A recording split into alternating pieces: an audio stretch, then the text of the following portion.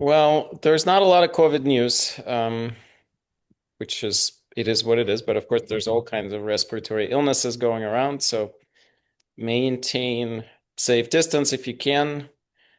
Keep your immune system top shaped with whatever you're doing. That's important. I think we're going to see this cold weather here in greater DC area for quite some time. I think it's at least another week or so. So um, I think I mentioned last week about this really cool study showing how and why cold actually causes the acute viral infections. Now before we didn't know, now we do. I mentioned that it's the nasal passages when the temperature drops a lot. There's a natural protective mechanism by excreting interferon that goes away when the temperature cools off. So more cells can get impacted, and they take longer to respond, longer to generate the immune reaction, and then more cells get infected. You have more symptoms. So kind of that's a good little. So that's only one thing I want to say. The other one, on February 13th, if you are interested in our memory program, we do have an open house. It's by invitation only. It's not going to be open to general public. You have to contact us if you want to be present. I'm not going to put link here because we expect not a big group. This is where I will present the Bredeson's control trial showing 90% recovery from Alzheimer's disease. And I will walk you through why our data is not as good and all other details. And also, there's going to be a couple other points. So if you're interested in preventing Alzheimer's or treating Alzheimer's, contact us. And with that, I'll open to questions. You know the drill. Drop the question in the chat if you rather speak your truth, and we'll unmute you. And let's go from there. Tell me when to go. No, Chris, we're gonna do a little Q&A. So we'll we'll Yeah. we'll we'll wait for a little bit, in probably 10 minutes or so to make Okay, sure great. that we got covered the questions. Sure. So yeah, Linda, I was considering some visuals. I'm still considering them, but I don't think I'm gonna use them. I don't know. I haven't quite decided. Yeah, my point is not to demand sort of press on pharmaceutical industry. That's not the point of the talk. The point of the talk is not to blame. Actually, the point of talk is blame us. Blame all of us. We're the failed system, not the pharma pushing it on us. If we stop this pill for every ill narrative, the pharma will have to follow. It's that simple, actually. I think we misunderstanding the whole concern here. That's so I'm trying to give everyone some specific, well, direction is not really the right word here. Just a way of thinking more than anything, that we cannot accept medications the way we're accepting them now. We cannot listen to the doctors the way we're listening to them now. This is all on us, right?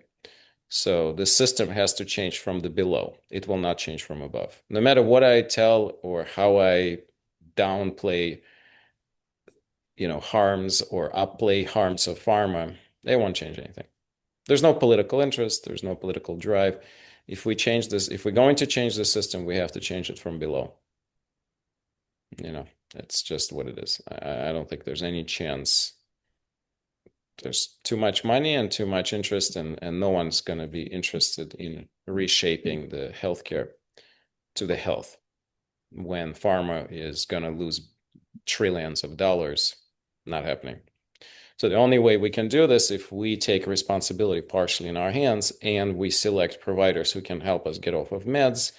We select the systems. We don't accept medications lightly. That's what the talk is about. It's not about, what I do say one sentence about commercials. I'm trying to make a joke. That's all it is. So, but I don't want to put visuals showing that. I had an idea of putting a visual of my favorite visual about polypharma. Those of you who old enough and seen the movie Matrix, remember there's a famous phrase when Morpheus tells to the Neo, you never get on a highway unless you know you have an exit, right? So that's one place where I have this picture where like all these entrances to the highway, the different drugs. And then I say, the polypharmacy became a man-made disease with bunch of entrances as a highway with bunch of entrances and good luck finding an exit, like that. That's my joke to my favorite movie of all times. Linda keeps on asking to be unmuted.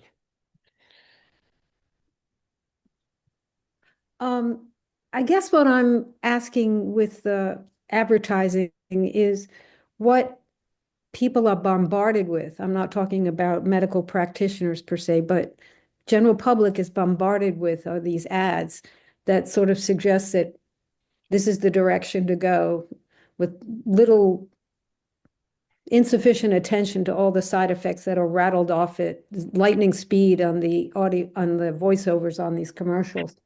Um, just some acknowledgement of that's what I don't think we it's needs. fade.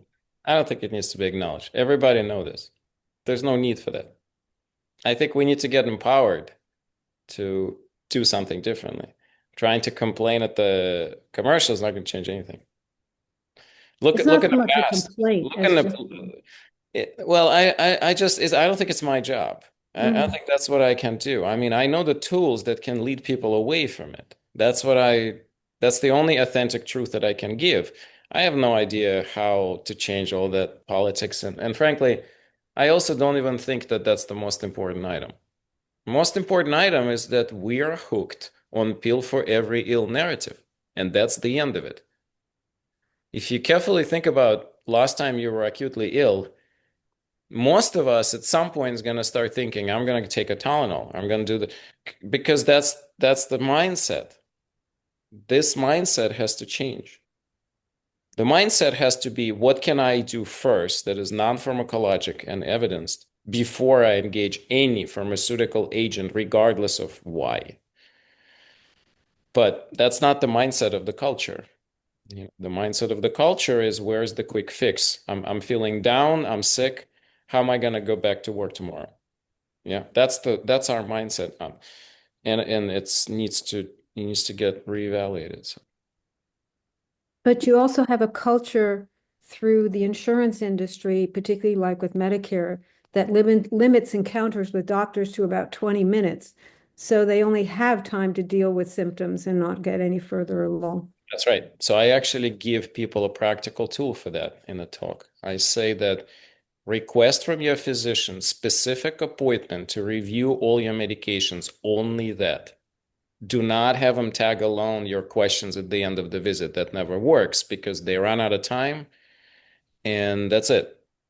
So you have to dictate to your doctor the way you're going to discuss this. You have to say, I would like to come for whatever time, 15, 20 minutes, and all I want to talk about is just the medication review, nothing else.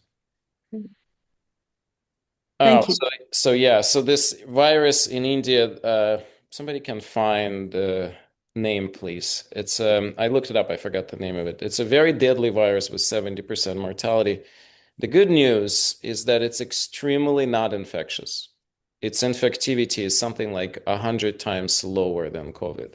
So people and the transmission from human to human is theoretically possible, but it's really rare. So it's a disease from bats.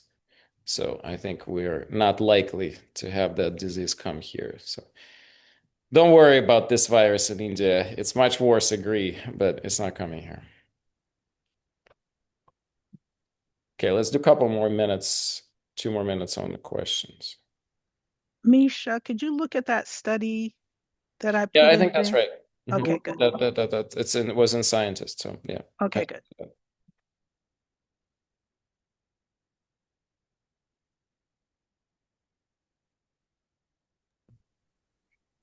Y'all got 1 more minute. Ask Mhm. your questions. Trying to read the Carissa's question. Just give me a second.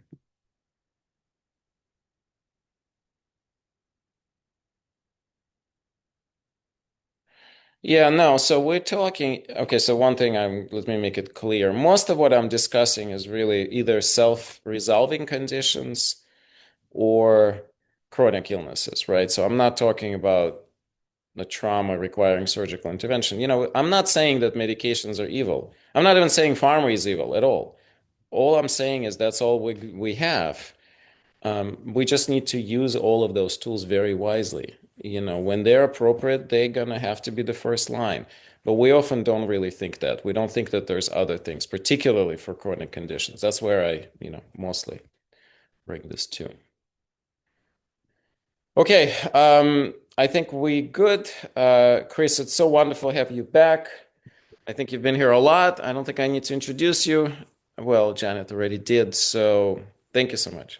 Yeah, not at all. It's wonderful to be with all of you. Thank you, Misha. Thank you, Janet. Thank you, Stephanie. And thank you, Alyssa. I'm going to talk today about how to write a memoir and why it's important. When you write a memoir, you are creating something meaningful and important, something that will help to make sense of your life. That's what a memoir does. You're creating a legacy that will enrich your own life, the lives of others, the life of your family, if you have one, including those not yet born. So let me say right away that it doesn't matter how bad your writing is, because some of you will be sitting there thinking, well, I'm not a writer. But don't worry about that. Put that aside. It's better to have a lousy draft than a blank sheet. Okay, better to have a lousy draft than a blank sheet. Very few people are like the prolific author Isaac Asimov, who only wrote in perfect sentences. I don't do that. Very few writers do that. You should write your first draft for your eyes only. No censoring, no worrying about possible criticism from others. And as you write, I know this is hard, but as you write, try to withhold self judgment. Your goal is to produce a poor first draft. Make that your mantra. Your goal is to produce a poor first draft. I know that'll seem paradoxical, but now some of you will be sitting there having already done a memoir and had it published. Some of you may have made some progress on it, and some of you will have not even started it and may even be wondering, why you're even here listening to this. So the first thing to do, if you're thinking of writing a memoir, or even thinking it might be a good idea, the first thing to do is get a creative journal, a journal like this. This is just a plain book with lines on it, ideally numbered pages, but don't worry too much about that. But just get a creative journal. This is so important. This is the starting point. And every time you think of an idea or a memory, put it in the creative journal. Okay, so your creative journal is not the book, is not the final book. It's the raw material that goes into the book that you're going to write. So it's a place for spontaneity, for creative risks, and total freedom from judgment. This creative journal for your memoir is a safe, private place where you can capture memories out of order and experiment with different ideas for structure. It's a place to make mistakes. It's a place to write cliches. No one cares. It's a place to rant, to be unfair, and perhaps every now and then have flashes of insight or even brilliance. It's for your eyes only. No one else is going to see this. It's just for you only. And as I say, it contains the raw material that's going to go into your memoir. So I encourage you to start a creative journal. You can get it off Amazon for $5 or $10. It doesn't matter the color, but just a lined blank book of about 100, roughly 100 pages or so.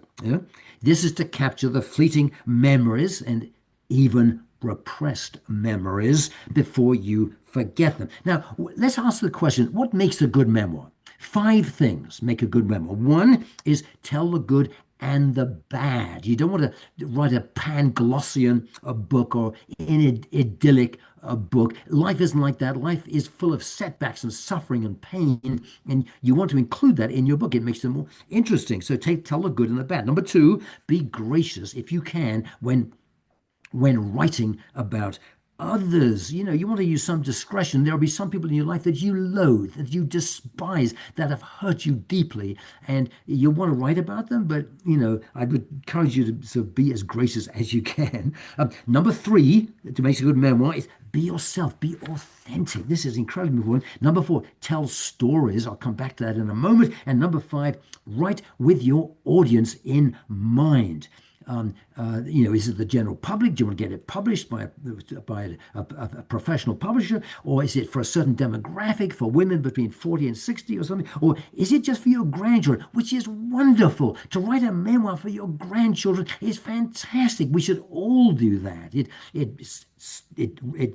assuages the sting of death when you write a memoir and leave it for people to read after you die. Okay, now here's an important question.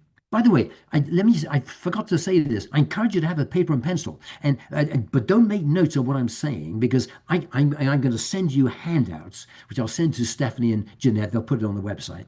I'll send you handouts, so you don't need to note down anything I'm saying, but you do want to note down ideas that come into your mind as you're listening to me. You'll think of a memory, you'll think of something your mum said, you'll think of something your children have done. You'll write them down. Don't lose them. Don't let them evanesce and evaporate and become ephemeral. Capture them in scribbles. And so have a paper and pencil ready so you can do that. Now, here's an important question. Why do you want to write a memoir? Why do you want to write a memoir? The why keeps you going when you hit obstacles or lose motivation or momentum. Viktor Frankl wrote in his famous book, Man's Search for Meaning, that a person can bear any how if she has a why. So when you get stuck writing your memoir, which you will do, we all get stuck sometimes. When you get stuck or run out of steam in some way, keep coming back to that why, because I want to leave something precious about my life to my grandchildren, whatever it is. Now, some of you will be listening to this and feeling overwhelmed. God, how can I write a memoir, 200-300-page book or something like that? It's a massive undertaking. I'm already busy with my life. How can anyone possibly do that? So some of you will be have that sense of overwhelm when you even think about writing a memoir. So the way around that sense of overwhelm, of feeling that it's just too massive a job to do, is to break it down into tasks and subtasks. This is obvious and something we all know. We need to chunk the project. So what's the best way to chunk or organize the tasks that need to be done to write a memoir? Well, there are several ways to do this.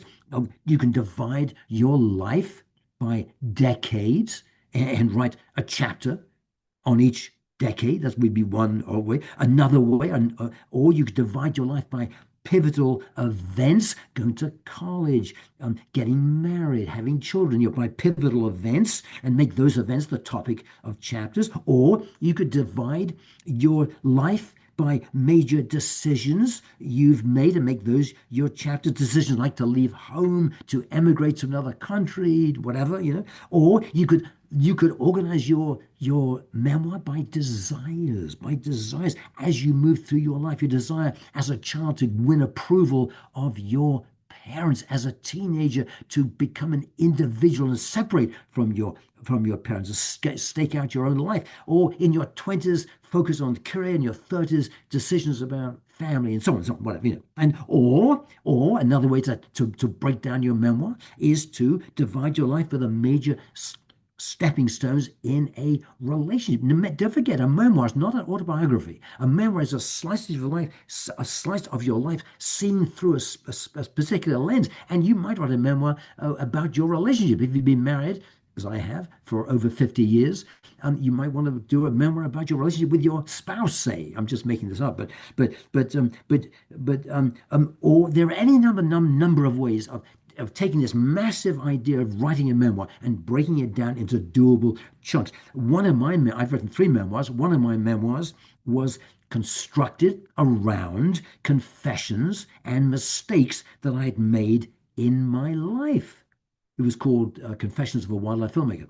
Okay, so let's talk about. Let's check the time. Okay, okay, good. It's 12:24. So 2:24. So let's talk about the importance of stories, because this is fundamental to writing a good memoir. You all know the elements of a story, right? 1 is take the journey. 2 is face the challenge, and 3 is find the victory. The first step, take the journey, is about the initiating incident when you met that person, or some problem, or some desire. The second step, face the challenge. This is where you struggle with adversity, disappointment, and setbacks. And then the third step in a story is find the victory. This is the crisis, the climax, the realization of something, or the transformation of something. It isn't always a victory in the obvious sense. It could be just an inner wisdom that you've gained, but that idea of a story, those 3 steps of a story, are incredibly important. And the more you can incorporate that into your writing, the better. Now, some of you may be sitting there thinking, well, I don't remember much. My life, I can't remember what happened much as a child. So I want to talk about remembering and give you some clues into how you can do that. So here, for example, is an exercise in remembering. And I encourage you to try this tonight on your own when you get home tonight. Think of an experience that you want to include in your memoir. Think of an experience you want to include in your memoir. Close your eyes. Breathe deeply. Imagine yourself to be living through that experience again. Now, open your eyes and start writing in your creative journal while answering questions like, what did I see? What did I feel? What was I thinking? What do I hear?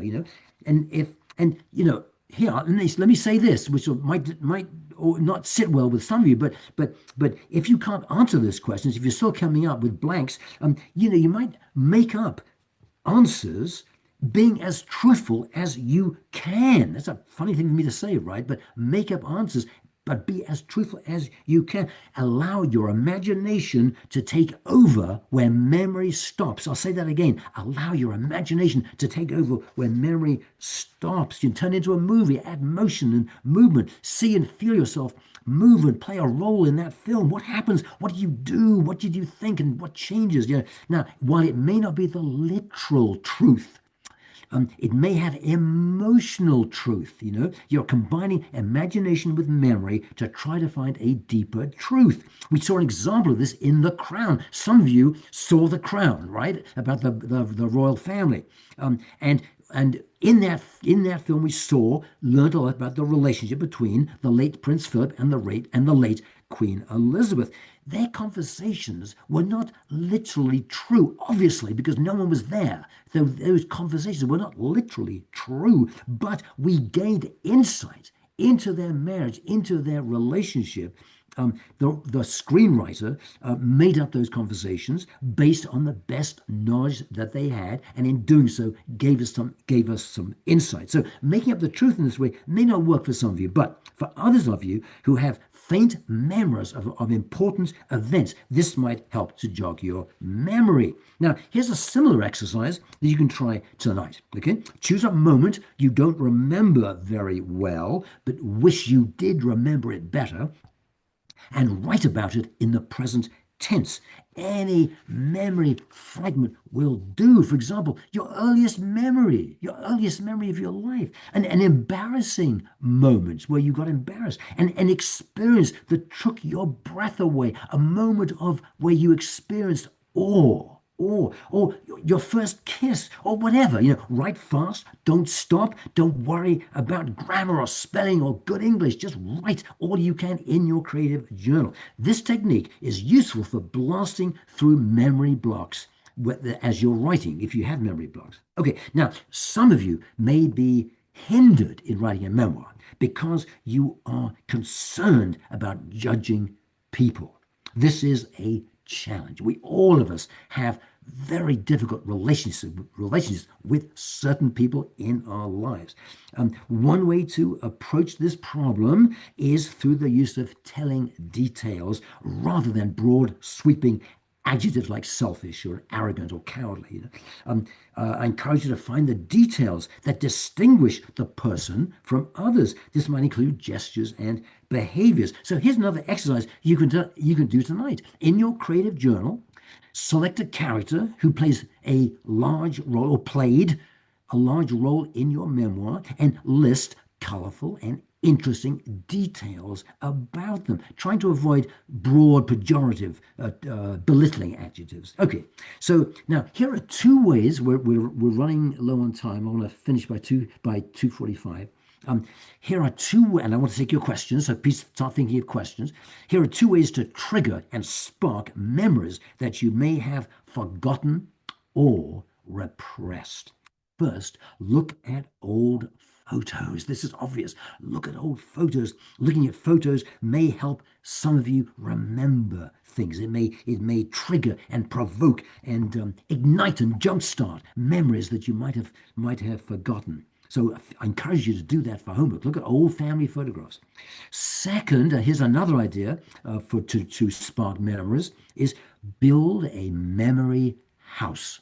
Build a memory house. And what I mean by that is to get out a piece of paper, blank piece of paper, and draw a floor plan of a house where you have, or an apartment where you've spent a lot of time. Slowly go through the house, letting it trigger memories. When I did this about a house where I lived in on Dulwich Common in London, in Dulwich, Southeast 21, and I came to the stairs. As Tony came back, I remember my father dragging my twin brother by his hair furiously. He was just so angry with him for some reason, just pulling him down the stairs savagely, and that came back to me. So write about it. Right then, whatever memories are triggered by this memory house, write about it in your journal. Write notes, just words here, there. Don't have to write complete sentences. Just write down, capture these ideas. You can develop them later. So this can help to this memory house idea can help activate and spark and release, arouse, stimulate memories. Now, some of you are dealing with trauma and intense pain in your lives, and if in your memoirs, if you write a memoir, and we don't simply want to recall trauma or painful experiences. We want to write about them in such a way that we bring meaning to them, and so we can begin to heal. Writing a memoir can be a therapeutic exercise, and so remember this key point. We heal. We heal by making meaning out of memory. We heal by making meaning out of memory. This is particularly true for things that have traumatized us. It takes courage. It takes courage to open old wounds, but being unsparingly candid and bearing all, and doing so in a way that produces meaning and insight can be therapeutic and revelatory. Okay, now it's 2:32. So some of you will be familiar with the writer William Zinsser, a wonderful guy, Zinsser, and he wrote a book about memoir, about writing memoirs, which I just want to share with you. And his advice was, he says, it was summed up in two words: think small. I think this is very good advice. That's why I'm sharing it with you from William Zinsser. Think small. He says, don't rummage around in your past or your family's past to find episodes that you think are important, he puts in quotes, important enough to be worthy of including in your memoir. He says, look for small, self-contained incidents that are still vivid in your memory. If you still remember them, it's because, he writes, they contain a universal truth that your readers will recognize from their own life. I think that's a very good advice from him. Okay, so let me before I take questions, let me end. It's 2:34. Let me end with this, and just please go along with me. Just play along with this. So in this little game. Okay, so I want you to close your eyes. Close your eyes and put your palms of your hand up like this. Put your hands up like this. Okay, and and imagine your finished memoir. Your finished memoir is in your hands, and you are giving it to a loved one, having written a thoughtful inscription message on the title page. You see the delight in their face as they begin to leaf through the pages. You feel an intense and visceral gratitude for all the hard work you invested in the book. You never gave up. You kept plugging away every day and you got it finished. Yeah? This is an act of writing that memoir was an act of courage and an act of creative imagination. Just experience with your eyes closed the pleasure of getting the book finished and and use that vision to help you keep going as you work through your memoir. So let me it's 2:35. So let me pause there. I would be delighted to answer questions if anybody has a question. Okay, and let me. I'm looking in the. Um, I'm looking in the in the chat to see if anybody has a question. I don't see one. Do you, Janet or Stephanie? I think. Okay. Okay. Linda, thank you. Linda says, "Do you have a memoir you would recommend we read?" Yes, I do. Many of them. I'm talking from Boise, Idaho. My home is in Maryland, and I have a library at home full of memoirs. There are, so one of them is from uh, one of them is from a writer that I've already mentioned, Isaac Asimov. He's written several memoirs of his life, and I recommend them. A piece of writing that isn't a memoir but a biography, which is very helpful, is John Meacham's. I'm reading it right now. John Meacham's biography of um, of our third president, Thomas Jefferson, is very good. Steve King, the famous writer, has written a book called in I think something like In Pursuit of Better Writing, which is largely a memoir. So there are many books out there,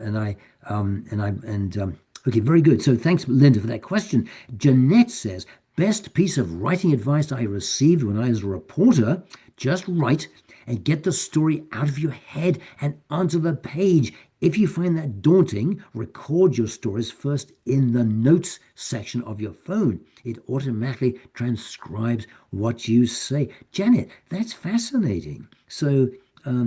That's fascinating.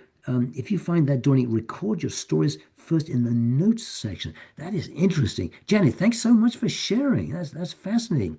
Anybody else have a question before we hand off to Stephanie for the final part of the meeting here? Anybody, or you can rave to me, or you can ask a question, or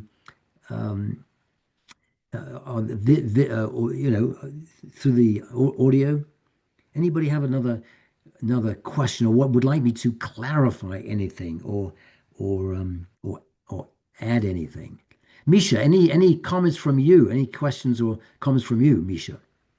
Well, I'm in a little bit of a, I don't think I can talk about this today. I will have to talk about this here at some point, but I just had a patient who decided to leave this world to go to Switzerland and end his life in the 40s because of chronic conditions. So I've been reflecting when you were talking, the steps Yeah, that he was doing in the last 3 months. yeah, So yeah, Yeah, he basically decided instead of memoir, his memoir is his last book. He's a writer, and so he finished writing last book some years ago, and he just finished editing it. So I think that's so I think the memoir doesn't necessarily have to be your own story. It can just be something that comes yeah, from you as yeah. a gift of Absolutely, manifestation. absolutely. Yeah. Yeah, Yeah, that's a very, very, very sad, very brave thing for him to do. The Swiss option is very expensive, and you got to pay for air tickets. It's not easy if you're if you have a terminal illness, and there's a lot of paperwork. But the that's four right. non-profits there, Dignitas, Athanasius, is a new one and worth That's trying. exactly the one he used. The Yeah, details. yeah, they're good they're good non-profit organizations and There are a do it couple do of it. questions in the chat from Oh yeah, Linda. let me see here. Okay, so Linda says, "Have you done a video memoir as a filmmaker? Is that a medium that works well?" Yes, it is. I have not done it because I prefer to write, or even though I'm a filmmaker. But so I have not done a video memoir yet. But actually, actually, Linda, I'm thinking that I might do one for my grandchildren. Is that a medium that works well? It is. You need to be quite self-disciplined. It's good to do some planning, like in making any film. Good to have a sort of a treatment, what you want to cover, instead of just talking over and over into the microphone. It's good to have some self-discipline and plan it a bit, decide what you want to say, and so it's not too long of it because you make it too long, no one's ever going to look at it. But it doesn't work well. It's a wonderful thing to do. I encourage you to explore that. Yeah, yeah. Thank you. And Anybody else? Chris, if you Yeah, don't mind my saying, this is Janet. This isn't something that you need to do in isolation either. You can, sit down with a family member or a friend or several friends yeah, and just have a conversation. Just record it. yeah, And yeah, so then it can be transcribed yeah. and that way, sometimes it's easier for people if they're talking to somebody else. Janet, that's a lovely point to make. That is a lovely point to make. And I encourage, children to interview their parents and grandparents. I mean, how many of us, I mean, it's almost all of us after our parents die, say, I wish we spent more time talking with them and recording their stories. So, Janet, thanks for that point. But doing with a friend, interviewing your parents, your grandparents, um, is a wonderful thing to do, a precious, loving, considerate thing to do. So thank you. Yeah, yeah. Anybody else before we hand over to Stephanie? Okay, I'm not seeing any other questions. So thank you all so much for having. I'm going to have to run somewhere else, but Stephanie, I'm going to hand. Thank you, Linda. Stephanie, I'm going to hand the microphone over to you. Thank you so much, Chris. You're And so welcome. so I know a lot going on. Everyone's been through snow, maybe being cooped up inside the house. I was just going to share a 478 breath work, which I know Dr. Kogan has shared with us from our friend Andrew Weil. This is especially helpful for helping to regulate the nervous system, calming, grounding, and stimulating the vagus nerve. So I'll take a moment to get comfortable, and I'm going to share a video visual to help us.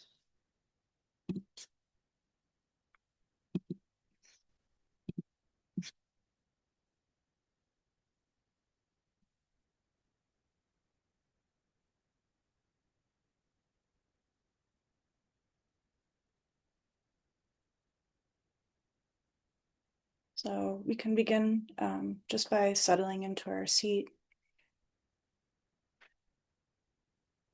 You might want to shrug your shoulders up to your ears, intentionally tensing all the muscles in your body, and exhaling out, softening.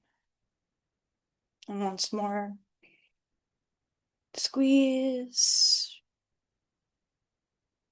and exhale, soften. You can close your eyes.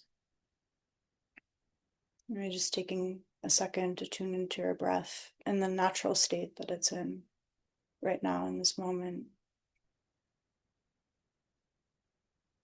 Maybe noticing any places that you're holding muscle tension or tightness, and just observing without judgment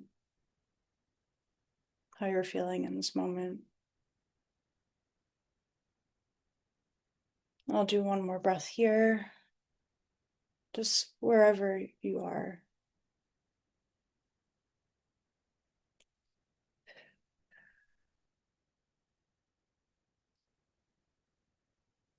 And again, this is going to be the 4-7-8 breath.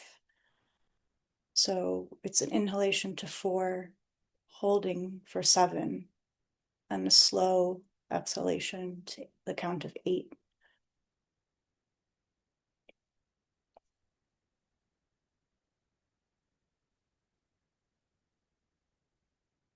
And you're welcome to close your eyes if you'd like as we practice this, or you can use the visual prompt as well. That can also be very calming too. Go ahead and make yourself comfortable. You'll inhale through your nose for a count of 4, hold the breath for a count of 7, and exhale through your mouth for a count of 8. Okay, inhale 1, 2, 3, 4, hold 2, 3, 4, 5, 6, 7, exhale 2, 3, 4, 5, 6, 7, 8. Inhale 2, 3, 4, hold 2, 3, 4, 5, 6, 7. Exhale 2, 3, 4, 5, 6, 7, 8. Inhale 2, 3, 4, hold 2, 3, 4, 5, 6, 7. Exhale 2, 3, 4, 5, 6, 7, 8. Inhale 2, 3, 4, hold 2, 3, 4, 5, 6, 7. Exhale 2, 3, 4, 5, 6, 7, 8. Inhale 2, 3, 4, hold 2, 3, 4, 5, 6, 7. Exhale 2, 3, 4, 5, 6, 7, 8. Inhale 2, 3, 4, hold 2, 3, 4, 5, 6, 7. Exhale 2, 3, 4, 5, 6, 7, 8. Inhale 2, 3, 4, hold 2, 3, 4, 5, 6, 7. Exhale 2, 3, 4, 5, 6, 7, 8. Inhale 2, 3, 4, hold 2, 3, 4, 5, 6, 7. Exhale 2, 3, 4, 5, 6, 7, 8. Inhale 2, 3, 4, hold 2, 3, 4, 5, 6, 7. Exhale 2, 3, 4, 5, 6, 7, 8. Inhale 2, 3, 4, hold 2, 3, 4, 5, 6, 7. Exhale 2, 3, 4, 5, 6, 7, 8. Inhale 2, 3, 4. Hold. 2, 3, 4, 5, 6, 7. Exhale. 2, 3, 4, 5, 6, 7, 8. Inhale. 2, 3, 4. Hold. 2, 3, 4, 5, 6, 7. Exhale. 2, 3, 4, 5, 6, 7, 8. Inhale. 2, 3, 4. Hold. 2, 3, 4, 5, 6, 7. Exhale. 2, 3, 4, 5, 6, 7, 8. Inhale. 2, 3, 4. Hold. 2, 3, 4, 5, 6, 7. Exhale. 2, 3, 4, 5, 6, 7, 8. Inhale. 2, 3, 4. Hold. 2, 3, 4, 5, 6, 7. Exhale. 2, 3, 4, 5, 6, 7, 8. Inhale. 2, 3, 4. Hold. 2, 3, 4, 5, 6, 7. Exhale. 2, 3, 4, 5, 6, 7, 8. Good. You can take a few more deep breaths or allow your breathing to return to its natural rhythm as you breathe through your nose. When you're ready, sit quietly for a moment before you get up.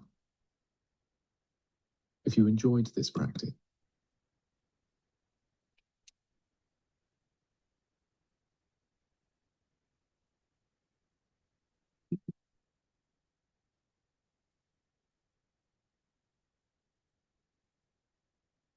You could just take another moment here, perhaps with your eyes still closed. Maybe one hand to your heart, the other to your belly. And again, just observing perhaps how your heartbeat has changed, your state of mind has changed. If you've noticed any tension melt away.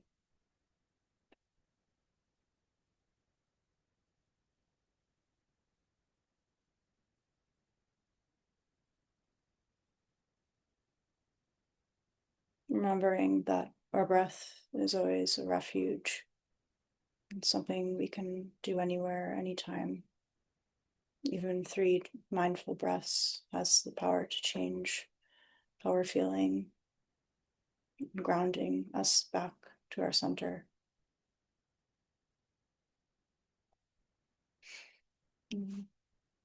Thank you all for practicing. Thank you, Chris.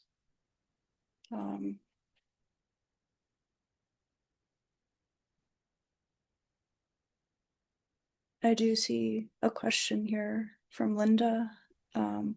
Does a longer exhale than inhale specifically address the parasympathetic? And the answer is yes. I see Dr. Kogan is nodding too. Thank you, Alyssa.